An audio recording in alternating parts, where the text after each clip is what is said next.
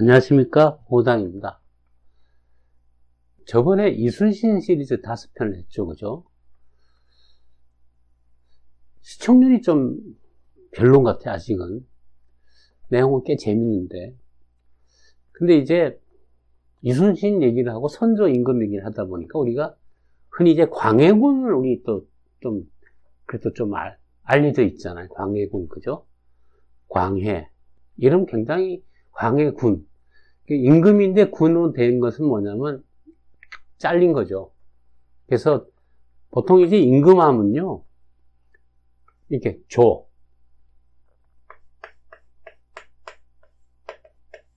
이제 태조, 큰 태조 이성계. 큰 조는 이제 할아버지란 뜻이에요. 조상. 그 다음에 이제 종자가 붙죠. 종. 조선시대 때 임금님들 이름 보면 조가 있고 종이 있는데, 조가 붙으면요, 그 뜻이 뭐냐면, 계속 이제 조선시대 때 이씨의 후손들이 왕을 하는데, 조가 붙으면요, 뭔가 이렇게 나라가 새롭게 혁신됐다. 그런 뜻입니다, 그게. 그래서 새롭게 이제 뭔가 또 출발하거나 시스템이 바뀌거나 하여튼 크게 변화가 왔을 때, 혁신됐을 때, 지들 말로는 혁신이고, 저희들 눈에는 그게 그건데, 그죠? 그래서 조가 붙으면은, 이게 새롭게 뭔가 시작됐다는 뜻입니다. 그래서 이제 조가 연달아 붙는 경우도 있죠. 영조, 정조. 영조의 손자가 정조인데, 영조가 또 새롭게 시작했다는 뜻이거든요. 그래서 영종조 시대가 좀, 보통은 조 나오면 그 다음 종자 한 몇 개 붙다가 그 다음 또 조가 나오거든요. 그게 이제 조선시대 때 태조 이성계 다음에 조가 붙은 사람이 누구냐면 그 유명한 세조죠, 세조. 이렇게 사육신 처단하고 왕권을 강화했던 왕이 세조인데, 세조. 그래서 신하들한테 나라가 먹힐 뻔했던 것을 다시 이렇게 세웠다 해서 세조가 된 거예요. 처음에는 조자가 함부로 안 붙었는데 나중에는 뻑하면 붙어요. 뭐가 하여튼 좀 골치 아픈 얘기인데, 그죠? 광해군은 종이 안 되고 광해, 군. 이거는 뭐냐, 왕자일 때 왕자가 좀 성장하면은 군자라는 이름을 붙여줍니다. 근데 참 이름 멋있잖아요, 그죠? 빛의 바다. 참 이름 멋있어요. 빛바다, 빛의 바다. 참 멋있는데, 이 광해군이 이제 흔히 그랬잖아요. 처음에 임진왜란 났을 때 굉장히 잘하다가 나중에 정치를 말아먹었다 해서 이렇게 인조 반정이 일어나잖아요, 그죠?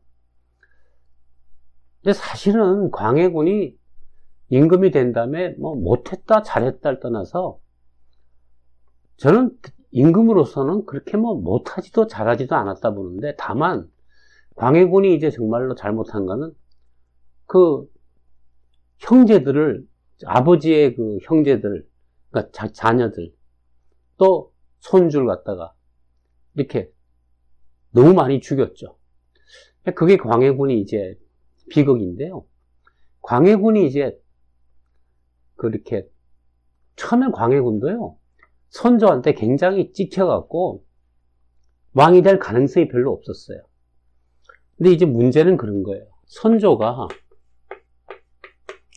임금이 이제 왕비의 소생이 아니고 후궁의 소생이죠. 그래서 흔히 말하는 서출이에요, 서출.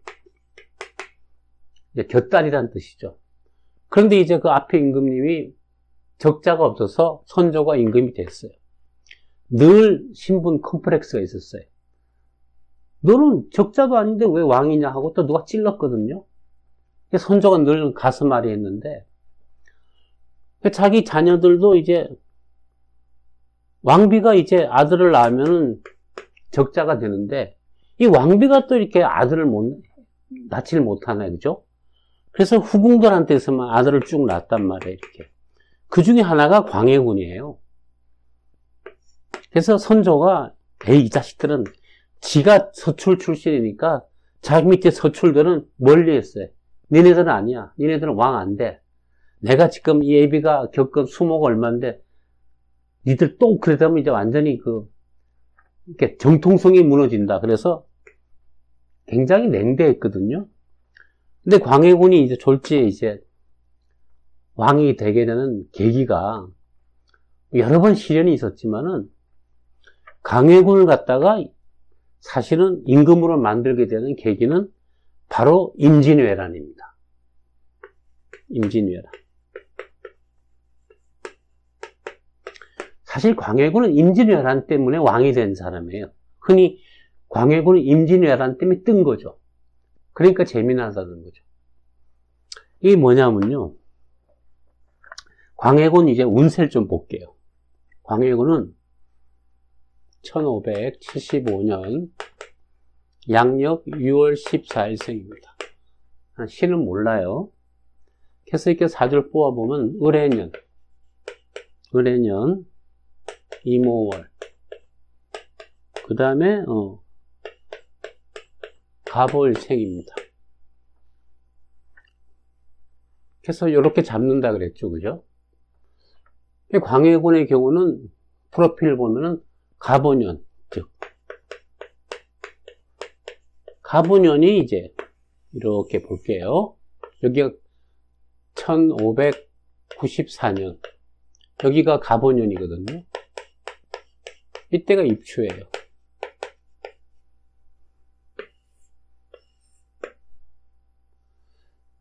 태어나긴 75년에 태어났거든요. 자, 여기가 1994년이니까 이제 15년 빼면요 1579년이고, 그런데 태어나기가 75년이니까 여기죠. 이쯤에 이제 봄의 말미쯤에 태어났죠.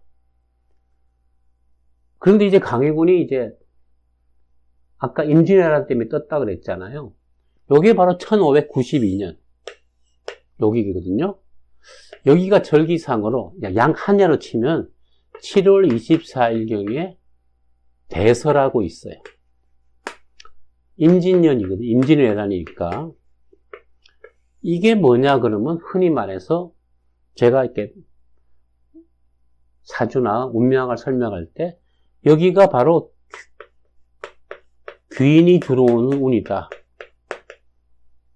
그래서 저는 이걸 귀인운이라 그럽니다. 광해군이 임진왜란에 터졌는데요. 선조 임금은 이제 왕은 붙잡히면 안 되니까 저 의주까지 도망갔거든요. 압록강만 건너면 망명생활이에요. 왕은 피신해야 되거든요. 그런데 이제 또 뭔가 전쟁을 치러야 될 거 아니에요. 그래서 이때 이제 조정을 어떻게 하냐면 왕의 신하들 중에 일부는 선조 따라서 압록강 근처로 도망가 있고 또 뭔가 작전 지휘를 해야 될 거 아니에요. 그죠? 그래서 왕자 중에 평양에다가 자, 평양은 이제 압록강 밑에 청천강, 대동강에 있죠. 그죠? 여기에 광해군이 머물면서 전쟁을 지휘하고 군사들 모으고 이렇게 했어요. 일종의 광해군이 따지면 총리 역할을 한 건데, 지금으로 치면 이때 이제 사실은 권력이 생긴 거죠. 그러니까 이제 신하들도 광해군한테 잘 보여야 될 거 아니에요. 그죠? 그래서 선조한테도 물론 임금이니까 잘 보이지만 선조가 여차하면은 이렇게 망명생활 하게 되면은 문제가 생기면 광해군을 임금으로 만들어야 될 거 아니에요. 그래서 이제 신하들이 그러지 말고 그때까지 선조는 세자를 정하지는 않았어요. 선조는 나이가 마흔이 넘었는데 옛날 마흔이면은 죽을 수 있는 나이거든요. 그래서 신하들이 간청을 해서 선조가 마지못해서 광해군을 갖다가 세자로 앉혔습니다. 자, 네가 나의 다음에 내가 죽으면 왕이 될 놈이야 하고 앉힌 게 1591 임진왜란. 임진왜란이 터지자마자 선조가 거의 보름 만에 의주까지 도망을 갔거든요. 몽진, 파천. 그러니까 신하들이 안 된다 싶어서 광해군을 갖다가 이렇게 세자로 밀어서 반대파도 많았어요. 뭐, 여러분 동인 서인 아시죠? 그죠? 그래서 이때 사실은 조선이요. 서인과 동인이 싸웠는데, 이 서인이 또 좀 악랄하게 했어요. 송광정철, 이런 사람 아시죠? 이런 사람 악랄한 사람입니다. 서인이거든요. 그래서 기축옥사라고 임진왜란 터지기 3년 전에 무수히 많은 사람들 갖다가 무고한 사람 갖다가 이렇게 죽였어요. 옥사, 옥에서 이렇게 사람 죽이고 뭐 이렇게 막 고문하고 병신 만들고. 그 바람에 이제 이 임진왜란이 터지면서 이 동인이 권력을 잡았어요. 서인을 밀어내고. 그랬을 때 이 동인들이 이제 광해군을 갖다가 민 거죠. 광해를. 그래서 광해군이 세자가 되고 그 바람에 이제 왕자리에 오르게 됐는데 선조는요. 광해군을 계속 견제를 해요. 제가 계속 인기 좋으면 선조가 머리가 좋고 영특하지만 또 굉장히 의심 많고 머리 좋은 사람들이 또 그렇잖아요. 그죠? 음모에 강하고. 그래서 선조 참 특이한 인물입니다. 그래서 광해군이요. 왕이 된 게 이 무렵이에요. 1609년. 17년 뒤에 선조가 죽으면서 이제 왕이 되는데 광해군 운세는 입동입니다. 입동. 운세는 이 입동 지나면 이제 맹렬히 내려가거든요. 이때가 최고의 자리죠. 그래서 광해군의 팔자도 이 자연순환에서 보면은 아주 칼같이 정확하게 알 수 있는데 이 광해군이 엄청난 실수를 하게 되죠. 선조가 나중에 이제 다시 왕비를 들여서 이렇게 아들을 낳았어요. 인목왕후라고. 그 인목 왕비가 낳은 적장자가, 그러니까 적자죠. 장자가 아니고. 그 사람이 그 유명한 이제 억울하게 죽은 영창대군이죠. 영창대군이요. 1606년에 태어났습니다. 광해는 1576년이거든요. 5년인가? 5년. 무려 31살이나 지보다 어린 애인데, 이제 얘가 적자니까요. 그게 또 서인 동인이 그죠? 계속 싸우면서 또 그걸 가지고 또 권력 투쟁을 할 거 아니에요. 이 불안하니까 광해가 1614년 요 운세인데요. 요게 대설이라고 하는 절기인데 이때 실수하면은 이제 참 이제 고생하거든요. 광해가 이때 그 아버지의 그 막내 아들 이자 적자인 영창대군을 죽여요. 뭐 다른 형제 죽인 건 됐다 치는데 이 적자를 죽였잖아요. 그러니까 또 그죠? 지금 정권 잡고 있는 반대파에서는 이건 나름대로 하여튼 좋은 찬스죠. 그래서 영창대군을 죽이면서 이거 너무한 거 아니야? 이거 왕의 유일한 적자인데 서자가 아니고. 그래서 광해를 갖다가 다시 뒤집을 음모를 꾸미게 되죠. 그것이 바로 이제 바닥이 1624년인데 바로 23년에 인조 반정이 터지면서 광해가 잘렸습니다. 그래서 광해가요, 뭐 궁궐을 새로 지어서 어려웠다. 궁궐 짓는 거 당연히 짓긴 지어야 될 거 아니에요. 이거 다 핑계고요. 이제 인조 반정에서 성공한 또 파들이 이제 광해를 이제 디스해야죠. 그래서 광해가 잘한 게 하나도 없네. 정권이 다 그렇잖아요. 그죠? 윤석열 정권 되면 또 문재인 정권 까는 거고, 또 윤석열 또 나중에 정권 바뀌고 야당이 잡으면 또 윤석열 정권 또 까는 거잖아요. 그죠? 그래서 광해가 이렇게 궁궐 짓느라고 백성들을 괴롭혔다. 제일 괴롭힌 사람은 대원군이에요. 궁궐, 경복궁 짓느라고. 경복궁이 저렇게 크지 않았거든요. 그거 왕창 돈 걷어서 대원군이 제일 괴롭혔죠, 따지면. 근데 재미난 건 이겁니다. 이때 이제 그때부터 귀양살이 하는데요. 결국 여기가 1600 이제 따지면은 39년이 이제 입하가 되는데요. 1639가 2년 뒤에 딱 여름철 들어갈 때, 여름 들어갈 때 제가 소만이라 그러거든요. 소만부터 운이 풀립니다. 그런데 인조반정한 사람들은 광해 저거 불안하거든요. 그래서 운이 풀릴 때 안 풀리면 어떻게 되느냐? 죽는다. 그래서 광해를 소만운에 가서 독살합니다.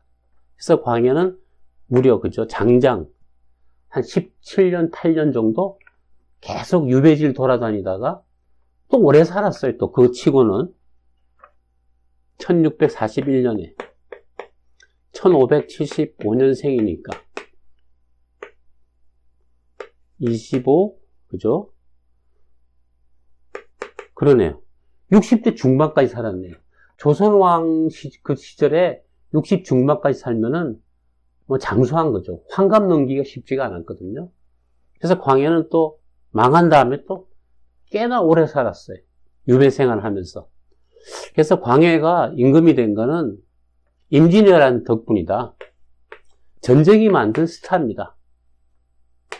그래서 그죠? 그러다가 이때 대설 때 이때 실수하면 완전 망하는데 그때 그 임금의 유일한 적자를 갖다가 죽이면서 이제 반정, 즉 쿠데타의 빌미를 제공했죠. 그러면서 나중에 이제 몰락해서 또 오래 살았다는 거. 참 그죠? 얘기해 드리면서 마칩니다. 구독, 알람, 좋아요 부탁드립니다.